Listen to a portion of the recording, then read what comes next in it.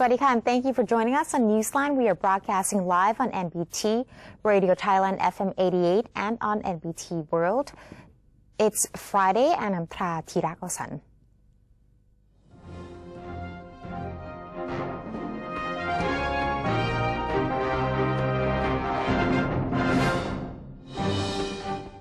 And welcome to today's segment of Thailand Moves Forward. In our first story, the Prince Mahidol Award Foundation, under royal patronage, annually confers awards for outstanding and exemplary contributions to the world's medical and public health services.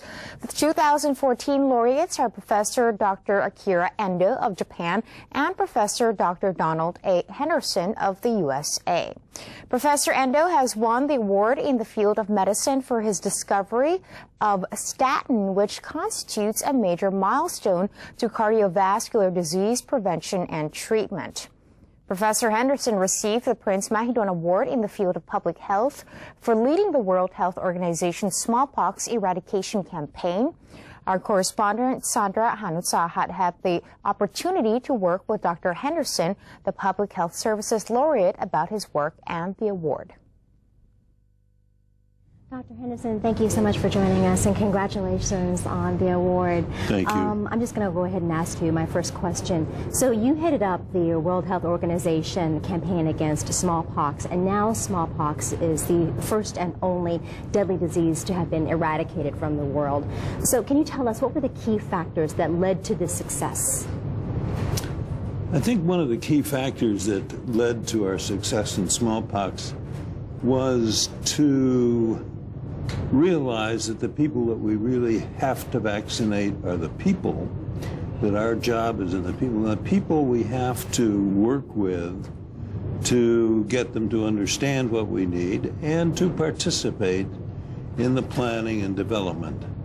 So there was, overall, it was an important component here. The second major problem we had was vaccine. We thought we had a good vaccine ready to go and was being used, and then we tested it. Laboratories in Canada and the Netherlands tested it and found out that all this vaccine was being used in a lot of different countries, and it wasn't very good. And so we soon found we had to then back up and really work with laboratories to produce a good vaccine. There were a few producing good vaccine. One of them, interestingly, was Thailand. And the vaccine was a good vaccine, and smallpox disappeared from Thailand in, I think it was around 1961, 62, before even the global program got started. So that it was, Thailand was a marvelous example, which we used, and said, look, Thailand is producing excellent vaccine, and they've gotten rid of smallpox. And I think some of the other countries in Southeast Asia looked at this and said, well, if they can do it, we can do it. Right. And it was very helpful. Okay, and so there are many other deadly diseases that are plaguing people of the world. Well, what advice do you have for the teams that are trying to combat these diseases? Well, I think what we need, and what was very important in all of the programs, is to have good laboratories who are trying to always say, is there a better vaccine we can make? Can we make it more potent? Can we make it less, causing fewer reactions? What can we do? And at the same time, the people in the field looking at what they're doing, is there a better way we could make vaccine available? Can't we have vaccine given by, let's say, little pads on the skin, or by oral methods, and then working with the people in the laboratory to continually improve what's going on.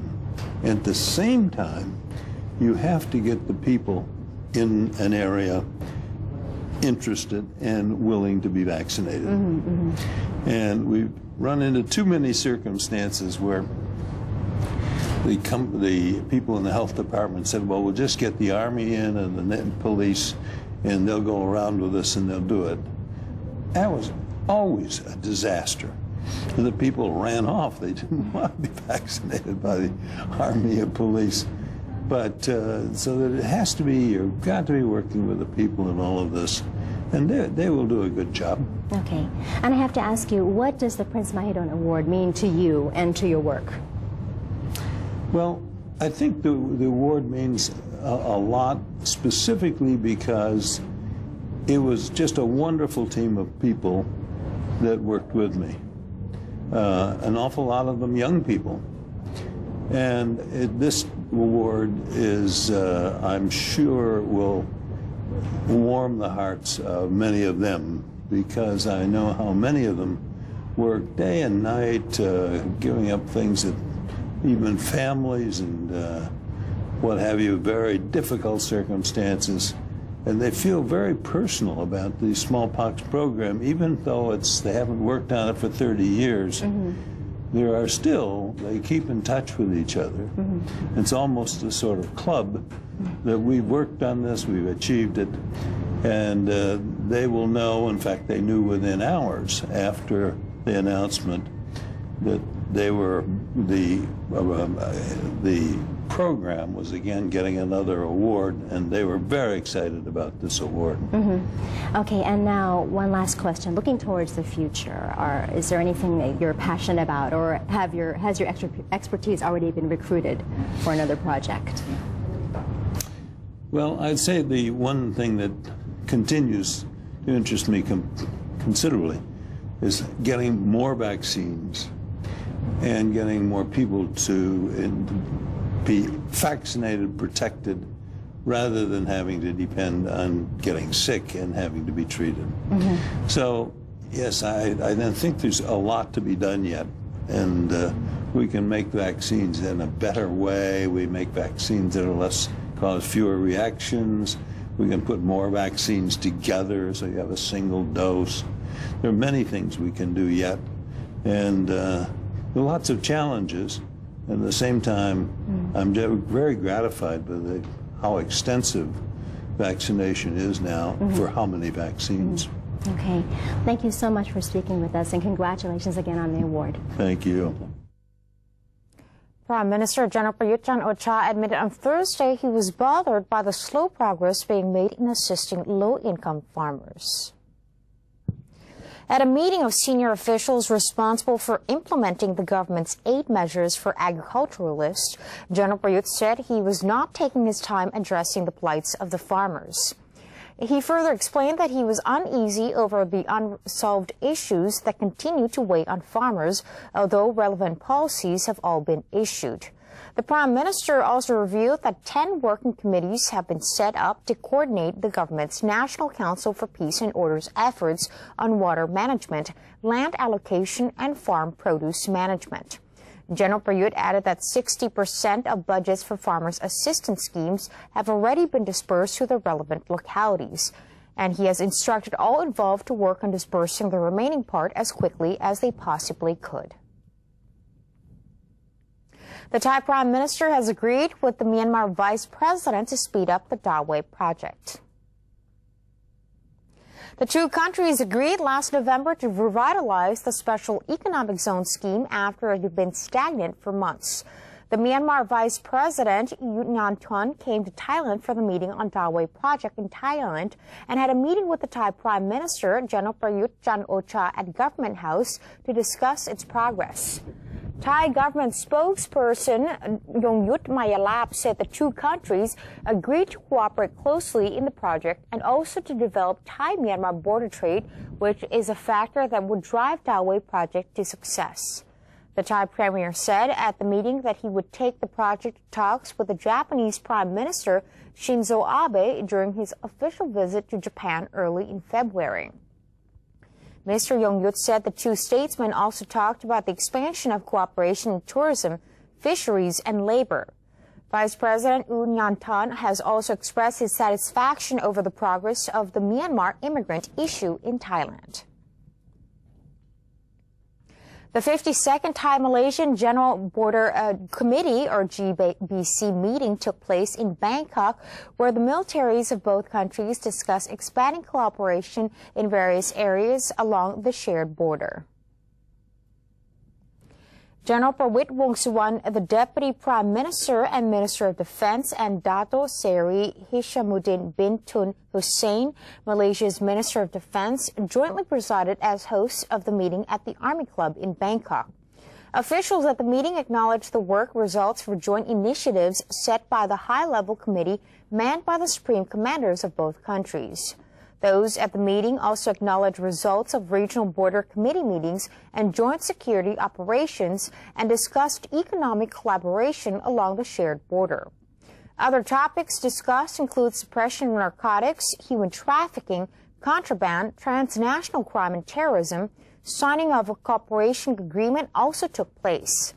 Officials said after the meeting that results from the meeting will foster a good understanding among both militaries and contribute to sustainable expansion of bilateral cooperation. The President of the National Legislative Assembly, or NLA, has reaffirmed that it is unnecessary for Thailand to declare its stance to the United States and said the National Council for Peace and Order, or NCPO, has always upheld the principle of the rule of law in administering the nation. Responding to the comment from Daniel Russell, the U.S. Assistant Secretary of State for East Asian and Pacific Affairs, NLA President Ponpet Wichit Cholachai said Mr. Russell's diplomatic proceeding was inappropriate. He said there is no need for Thailand to declare its political stance to the U.S. due to the strong relations and cooperation both countries have had in every dimension. The president also made known that the interim government and the NCPO have always adhered to the rule of law with an aim to eliminate political conflicts and social divide, adding that the government wants to see a fair and peaceful election to be held under a true democratic system.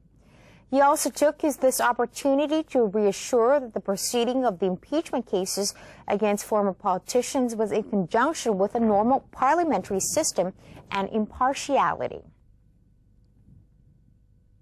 The National Legislative Assembly, or NLA, has passed the amended Thai Fishery Act as the country seeks to enforce its obligations after becoming a member of the international agreement that designates maritime territories between signatory nations.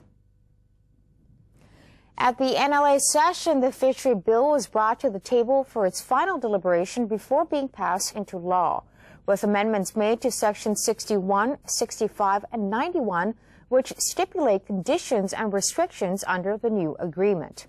Section 65 forbids any unauthorized use of fishing boats in waters beyond Thai jurisdiction. Section 65, paragraph 1 was added to elaborate on conditions in which operators can apply for permits to conduct fishing activities beyond Thai waters. Section 91, meanwhile, detailed the implications upon violation of the Fishery Act. The motion was passed with 178 votes in favor, with no votes in opposition and 4 abstentions. The Public Relations Department, or PRD, has received an award for supporting the San Chai Thai Su Chai Thai project that helps develop the southern border provinces, particularly improving the livelihoods of youngsters in the region. The Director General of the PRD, Apinan Chantarangsi, received the trophy plaque at the Army Club in Tewet district of Bangkok for the department's continued support of the project. The PRD Director General said that he was delighted to receive this award and that the PRD will continue to provide support to all activities of this project in the future. He said that the PRD has been supporting this project through the publication of its activities to the public. The PRD realizes the importance of this project as it benefits the youngsters in the southern border and nearby provinces. Thailand held the Lower Mekong Initiative, or LMI, Regional Working Group, RWG, yesterday to discuss main issues facing the Mekong region and its solutions. For more on this, NBT World's Lisnari Wichit Sorasat has the details. Numerous infrastructure projects are being built at the Mekong region for the development of the region to coincide with the ASEAN integration this year. It is crucial for the related countries to open dialogues on the usage of valuable resources in the Mekong region and at the same time preserve the environment. The Lower Mekong Initiative, or LMI, is such a meeting with an emphasis to build development programs from the dialogues between Mekong countries. Thailand and the United States are partners to the LMI promoting sustainable development in the region. Let's hear the interview on creating the water, food, energy nexus, which will be one of the challenging areas to be discussed in the Lower Mekong Initiative. The Lower Mekong Initiative was originally structured around these 6 pillars of activity, work in the areas of health and agriculture and education and other areas. And what we've realized over the years is that that is a good format for engaging in programming, but it's also somewhat limiting. And so what we're looking at, both through this regional working group meeting and through the extraordinary meeting of the Friends of the Lower Mekong in Pak Se, Lao, PDR next week, is to try and break down some of the barriers between those pillars, looking at the cross-cutting themes of the relationship between energy security, food security, and water security, and then also the empowerment of women and girls and gender issues, gender equality. And so we're looking at developing programs that will work across those themes and across these pillars of activity in the LMI, make them more effective, make them more relevant to managing these significant common collective challenges, I think, that we all see in the region. Yes. Another topic discussed is creating sustainable development in the Mekong River. The question of building dams for hydroelectric power is one of the controversial subjects in question. For the Mekong region, and the most important issue, of course, is water management. And we in the region know that management of the Mekong River is a sensitive issue, which I don't think has been really dealt with effectively, apart from in the Mekong River Commission. So this is one long-term challenge that all the Mekong frameworks, including the LMI, will have to find a way of addressing the key question of water resources management. But I think the nexus approach will help, because while you need to talk about water, we're not just talking about the river, we're talking about energy and food and so on. It might help make people more comfortable. If you build a dam on one part of the river to generate electricity, how do you do that in a way that ensures that the water quality is protected and that it doesn't have significant negative consequences downstream for agriculture and aquaculture? The countries cooperating together on the Lower Mekong Initiative, or LMI, includes Cambodia, Lao People's Democratic Republic, Myanmar, Thailand, Vietnam, and United States of America. The meeting was also attended by the representatives of the Friends of the Lower Mekong, or FLM, which includes the Asian Development Bank, Japan, Republic of Korea, Australia, New Zealand, Mekong River Commission, ASEAN Secretariat, and the World Bank. And that's the end of today's edition of Thailand Moves Forward. Before we take a quick break, let's have a look at the exchange rates and commodity prices.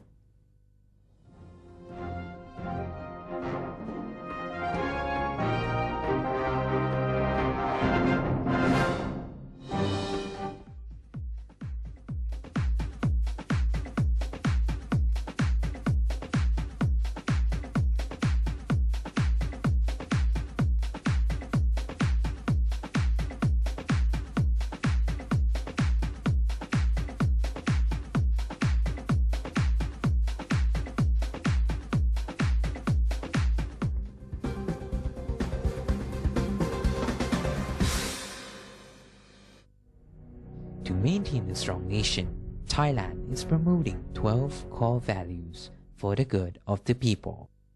First among them, to uphold the 3 pillars: the nation, religion, and the monarchy.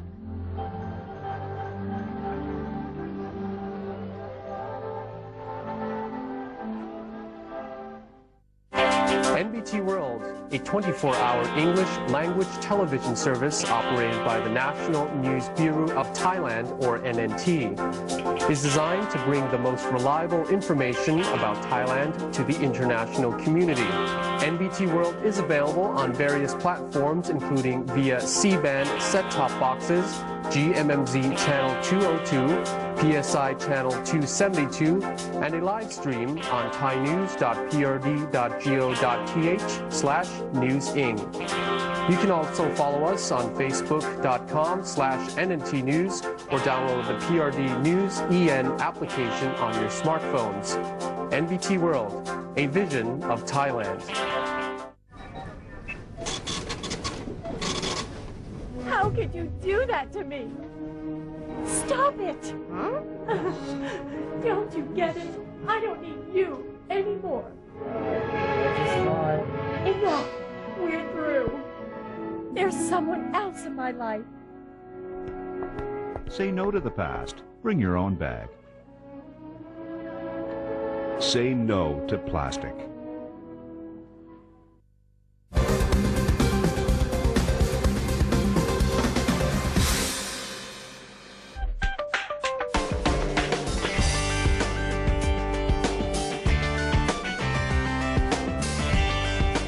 And taking a look now at our ASEAN and Beyond segment, the government of Malaysia has officially declared the loss of Malaysia Airlines Flight 370 as an accident and all of its passengers and crew presumed dead.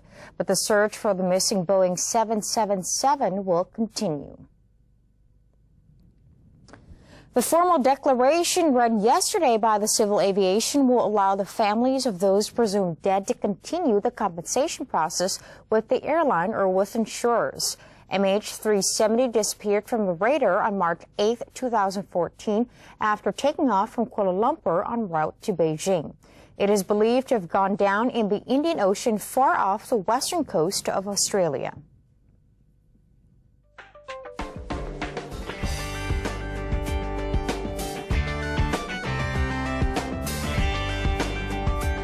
And elsewhere around the world, biologists yesterday spotted a Sierra Nevada red fox at Yosemite National Park in California. For the first time, a sighting of one of the rarest mammals in North America, thought to number only 50 in the continent. The National Park Service said in a statement that wildlife biologists who went on a backcountry trip to the far northern part of the park documented sightings of the endangered animal on December 13th and January 4th. Yosemite National Park covers 747,956 acres in eastern California. The nearest sightings of the red fox species have been in the Sonora Pass area north of the park, where biologists have monitored a small group of the animal since 2010. And before that, the last sighting of the animal in the region was about 20 years ago. Biologists will use remote cameras to continue to look for more Sierra Nevada red foxes in the park.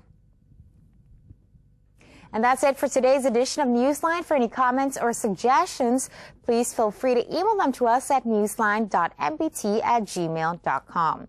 You can also follow us on Facebook. Just simply type in NNT or check out our website at thainews.prd.go.th/newsing. We're going to say goodbye with footage of the orchid market near the government house. I'm Tra Tirak Osan. Have a wonderful day. Sawasdee ka.